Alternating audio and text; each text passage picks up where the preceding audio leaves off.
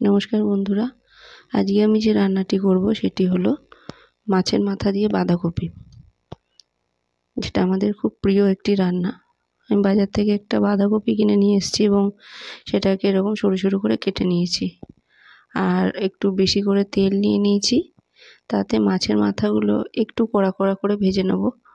খুব বেশি কড়াও না, আবার খুব বেশি নরমও না, কারণ বেশ কড়া কড়া করে ভাজলে পরে মাছের মধ্যে যে একটা কেমন আষ্টে মাথার মধ্যে গন্ধ থাকে, সেটা তাহলে থাকবে না এবং খুব ভালো করে বাঁধাকপির সাথে সেটা মিশেও যাবে মাছের মাথাটা। তো আমি দুটো পিঠই বেশ ভালো করেই ভেজে নিয়েছি। এবার মাথাগুলোকে আমি তুলে নেব আলাদা একটা প্লেটের মধ্যে।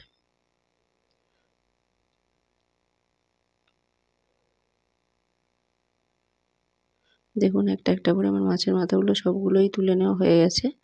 এবারে এই তেলের মধ্যে আমি পেঁয়াজ দিয়ে দেবো, কাঁচা পেঁয়াজ যেটা আমি কেটে রেখেছিলাম, সেই পেঁয়াজটা দিয়ে দেবো এবং একটু নাড়াচাড়া করার পরেই তার মধ্যে আলুটাও এর সাথেই পেঁয়াজের সাথে আমরা ভেজে নেব। তো পেঁয়াজ আর আলুটা ভাজার পরে এর মধ্যে দিয়ে দেবো টমেটোটা বেশ খানিকক্ষণ আলুর সাথে নাড়াচাড়া করার পরে যখন একটু হালকা নরম হয়ে আসবে, তার মধ্যে আদা এবং রসুন বাটা দিয়ে দেবো 2 চামচের মতো এবং তার সাথে দিয়ে দেবো লঙ্কার গুঁড়ো, হলুদ গুঁড়ো এবং অল্প একটু ধনে গুঁড়ো। এই মশলাগুলোকে খুব ভালো করে কষিয়ে নেব। মশলাগুলোকে ভালো করে কষিয়ে নিতে হবে, না হলে পরে মশলা দিয়ে কিন্তু আমরা যে আদা রসুনের পেস্ট দিয়েছিলাম, তো তার একটা গন্ধ বেরোবে। তো ওই জন্য ভালো করে মশলাটা কষিয়ে নেওয়া খুব দরকার। তো মশলাটা কষিয়ে নেওয়ার পরে হালকা একটু জল দিয়ে আমরা আবার মশলাটা খানিকটা কষাবো। কষানোর পরে যেই তেল ছেড়ে আসবে তার মধ্যে একটু নুন দিয়ে দেবো এবং নুন দেওয়া হয়ে গেলে তার মধ্যে একে একে আমরা যে মাথাগুলো ভেজে তুলে রেখেছিলাম সেই মাথাগুলো এর মধ্যে দিয়ে দেবো।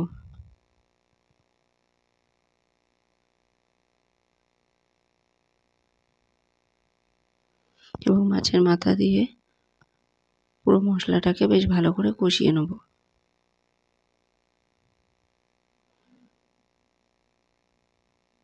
যাতে মাছের মাথাটাও বেশ ভালোভাবেই মশলার মধ্যে মাখা হয়ে যায়। এবং তারপরে দিয়ে দেবো হালকা ভাপিয়ে রাখা বাঁধাকপিটা। হ্যাঁ, বাঁধাকপিটা আমি একটু হালকা ভাপিয়ে নিয়েছি।